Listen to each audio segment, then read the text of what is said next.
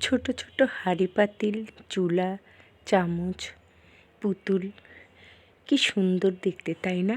কালারটা কি সুন্দর, রঙটা মনে হচ্ছে যে চোখে লেগে আছে।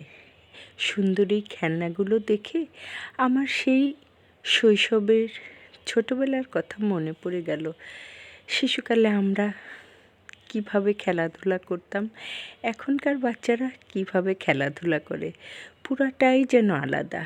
আমাদের ছিল মাটির হাঁড়ি পাতিল, কাপড় দিয়ে আমরা পুতুল বানাতাম, মাটি দিয়ে হাঁড়ি পাতিল বানিয়ে কি সুন্দর করে খেলা করতাম। আর এখন এগুলো সবই প্লাস্টিক, মেলামাইন দিয়ে তৈরি।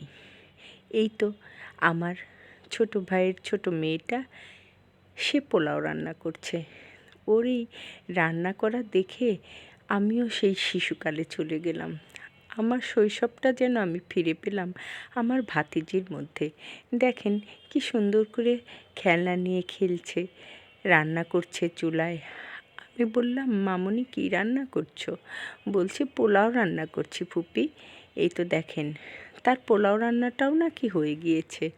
কি সুন্দর করে সে পানি দিচ্ছে, লবণ দিচ্ছে, হলুদ দিচ্ছে, তার মাকে বলছে আমাকে হলুদ দাও, চাউল দাও। কতই না মধুর দৃশ্য।